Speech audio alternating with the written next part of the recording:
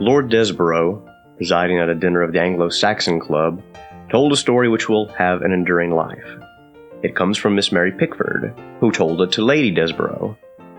Charlie Chaplin was one day at a fair in the United States, where a principal attraction was a competition as to whom could best imitate the Charlie Chaplin walk. The real Charlie Chaplin thought there might be a chance for him, so he entered for the performance, minus his celebrated mustache and his boots.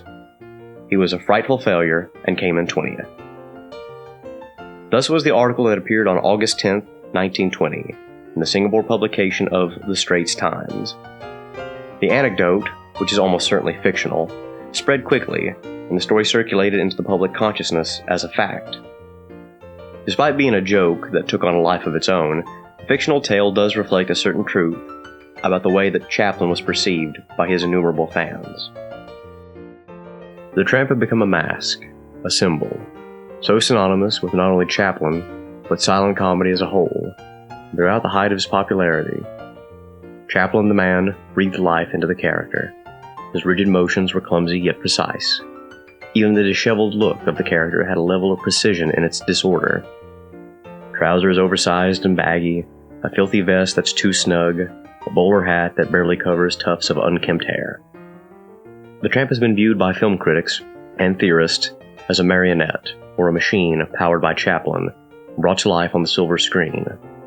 The precise clumsiness and orderly chaos of locomotion took heavy inspiration from vaudeville and pantomime. Chaplin starred in his first picture in 1914 with Keystone Studios, and by 1918, he was an international celebrity before the age of 30, completely changing both comedy and cinema and inspiring waves of imitators that would go on to become successful in their own right. Chaplin's career is among the most successful in the history of cinema, spanning several decades on the global stage, even after his reputation and career became tarnished within the United States. After a series of controversies and legal battles involving numerous extramarital affairs and subsequent children, which were further exploited by the fervent anti-communist director of the FBI, J. Edgar Hoover, because of Chaplin's perceived left-leaning politics.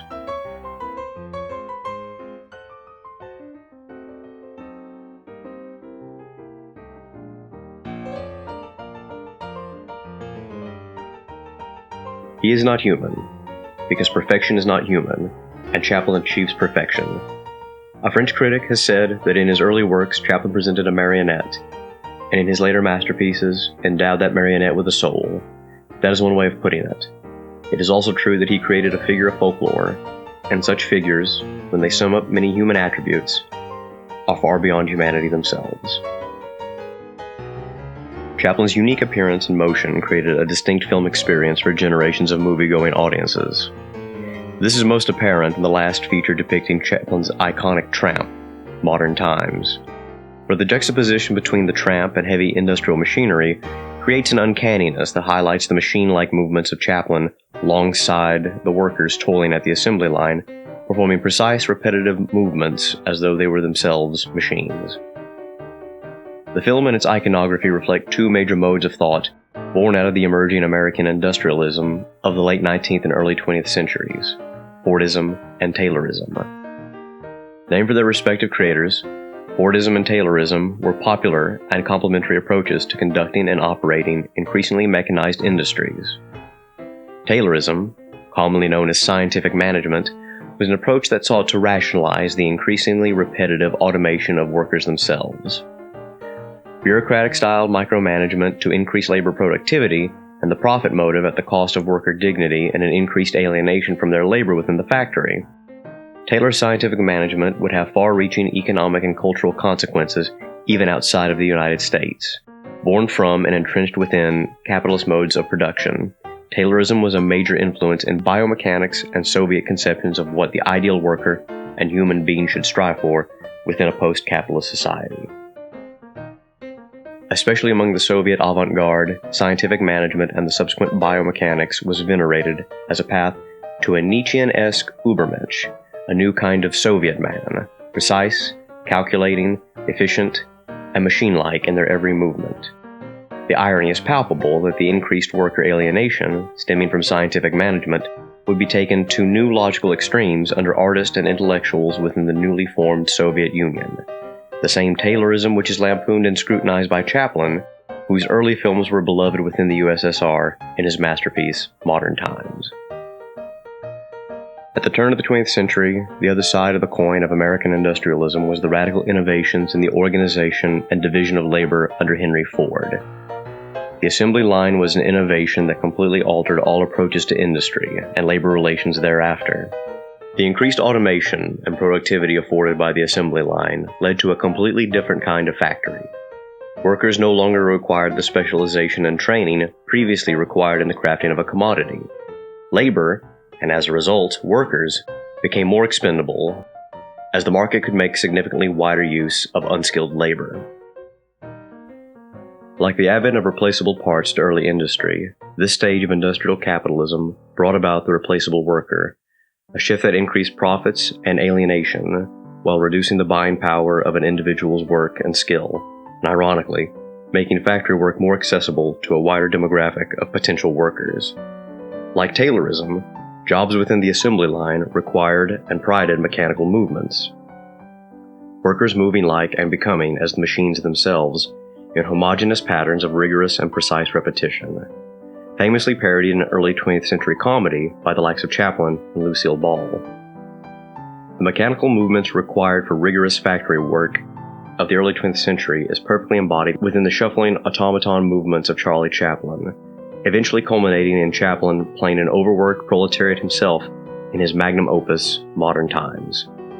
Long before Modern Times, Chaplin's tramp had often been characterized as mechanical and uncanny in his mannerisms, possessing a particular kind of je ne sais quoi that deeply resonated with audiences throughout the rise of his career in the late teens, 20s, and into the 1930s. His rigid motions and seeming invulnerability are taken to new heights in Modern Times, where Chaplin's enforced machine movements drive him over the edge and transform the space of the factory floor into a vaudeville stage with machine props. The tramp's disobedience or inability to perform as a worker results in him being literally devoured by the machines. Accompanying the Ford-style assembly line of the factory, the tramp also encounters a futuristic Taylorism in the form of video surveillance and disembodied commands coming over the speakers. Even the restroom offers no privacy, as the tramp is immediately chastised after entering during his break. Also, in the spirit of new Taylorist efficiency, the automated machine designed to feed workers and cut down break times that inevitably goes haywire while the tramp is volunteered to be the test guinea pig. Though the differences are played up for comic effect, the firm, unambiguous divide exists between worker and owner within the film. The space of the factory floor in Modern Times gives contemporary audiences a fascinating view into the culture and views concerning industrialism in the 1930s. The factory is clean and has a near aesthetic quality, and its video monitoring system can be viewed as equal parts dystopian and hopeful futurism regarding technological advances reflective of the industry and public works projects erected in the 1930s under FDR's New Deal legislation, like the WPA and infrastructure created by the Tennessee Valley Authority. While the audience is poised to be sympathetic to the tramp and the other laborers, the tone of the factory space and its workers is radically different from and far less dystopian than other films like Fritz Lang's Metropolis, 1927, released 9 years prior. As noted by film historian A. Bowdoin Van Ripper, the ambivalence that Americans of the interwar era felt about technology, fascination with the power it represented, mingled with fear of the consequences of that power turned against them, was apparent in the technology-themed films of the era. Some feature films envisioned technological wonders even more spectacular than those in the newsreels. All skyscraper cities in Just Imagine, 1929, mid-ocean airports in FP1 Does Not Reply, 1932, a transatlantic tunnel in The Tunnel, 1932, and invited audiences to marvel at them. Others placed their characters in the path of machines they could neither control nor defeat. Cannon and machine guns in All Quiet on the Western Front, 1930, a man-made monster in Frankenstein, 1932, or a deadly energy beam in The Invisible Ray, 1935, and invited audiences to cringe. In the Shadow of Machines, Modern Times, and the Iconography of Technology.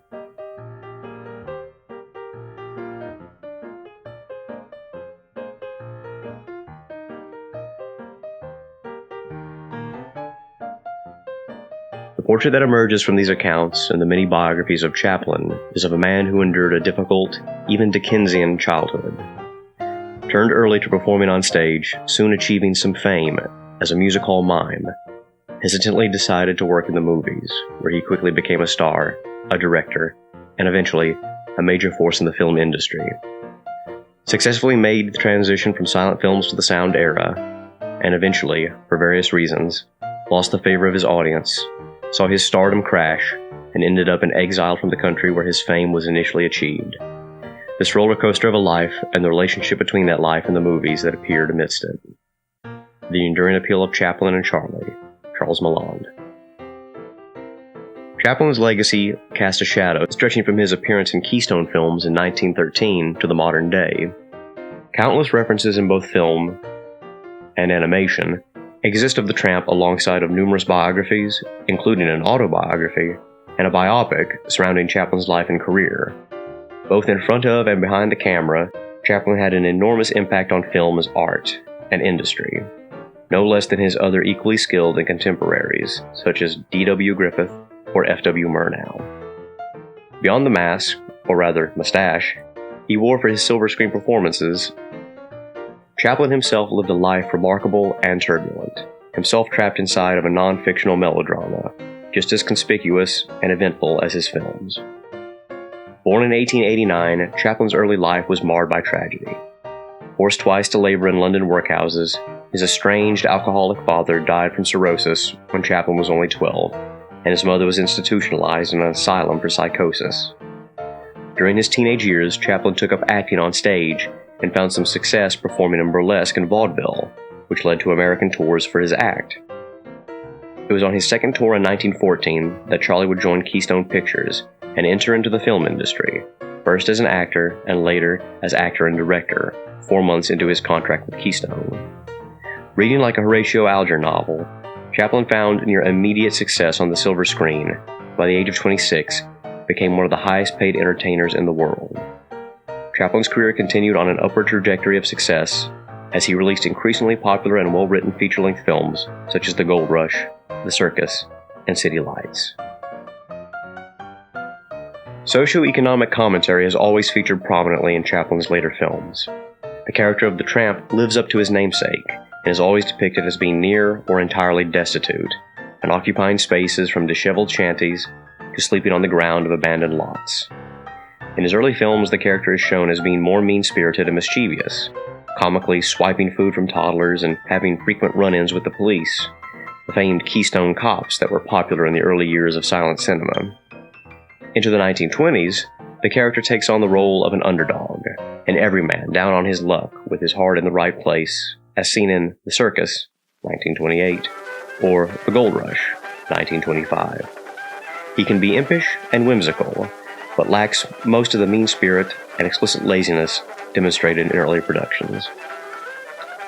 Prior to modern times, The Kid, 1921, was arguably Chaplin's most political comedy, a short that centers around the impoverished tramp as he tries to raise a young boy that had been abandoned by his actress mother, portrayed by frequent co-star Edna Purvance. When the boy falls ill, and the doctor notices the level of impoverishment the two experience in their decrepit apartment, along with a letter of abandonment, he arranges the kid to be taken away by force to an orphanage. The emotional scene that follows elevates Chaplin's performance from vaudeville performer to a sublime piece of cinematic history. The comedic melodrama was a massive success for Chaplin and propelled Jackie Coogan, who played the titular role of the Kid, to fame as one of the first child stars of Hollywood. Chaplin films after The Kid imbued the Tramp with an increased sense of heart, making the character more empathetic and relatable. The resounding success of Chaplin's subsequent melodramatic comedies only further cemented his indispensable contributions to early cinema as both actor and filmmaker. It followed shortly after his massive success and global recognition as an entertainer that a series of lifelong controversies surrounding numerous marriages, engagements, affairs, including 2 affairs with then 16-year-old actresses Mildred Harris and Lita Gray, and pregnancies would plague Chaplin's personal life and inevitably cost him his reputation in the United States, later in the 1940s and 50s during the Red Scare. In 1918, the 29-year-old Chaplin would enter into his first marriage with 16-year-old actress Mildred Harris, who claimed to be pregnant with Chaplin's child.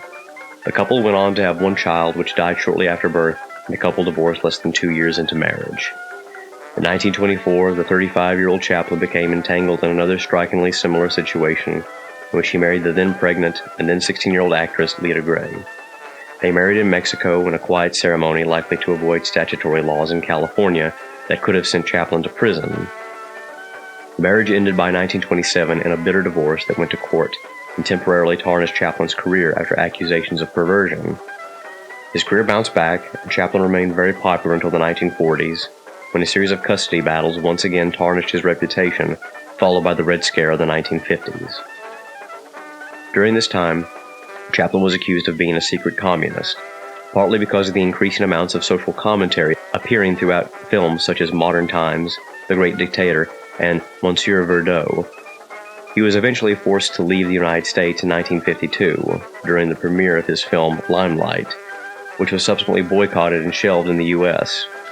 During a paternity suit trial, Chaplin married his fourth and final wife, Una O'Neill, daughter of famed playwright Eugene O'Neill.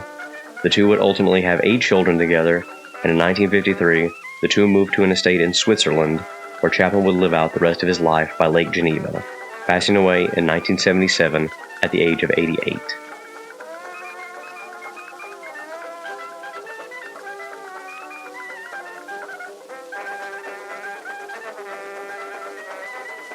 Chaplin's body of work reflects a resounding success, despite the tarnishment of his career in the 1940s. His legacy has largely recovered in decades since. His contribution to physical comedy and filmmaking has made a lasting impact upon world cinema, and his superb nonverbal communication can still easily resonate with audiences viewing his films today. Chaplin's decision to continue making silent films into the 1930s, in the face of high demands for talkies, only helped to strengthen his career and keep Chaplin relevant and popular for another decade in a period where many silent film actors and directors quickly fell into obscurity, regardless of talent and former stardom. Chaplin's style of silent filmmaking, and silent film in general as an art form, had a universal appeal to audiences around the world. Films from the silent era could be easily adapted and exported globally, and codified into an international film language that led to large cross-cultural exchanges among filmmakers globally. From Chaplin's physical comedy and raw emotion, to Buñuel's avant-garde imagery or Eisenstein's montage, silent film was a unique art form that remained distinct from its successor in form and accessibility. Among its most shining stars remains Chaplin, whose contributions are felt throughout cinema's history into the present day. Chaplin's estate, along with its distributors like the Criterion Collection, keep Chaplin's legacy alive and accessible to modern audiences, and his films still retain the same sentimental charm and emotion as they did a century ago.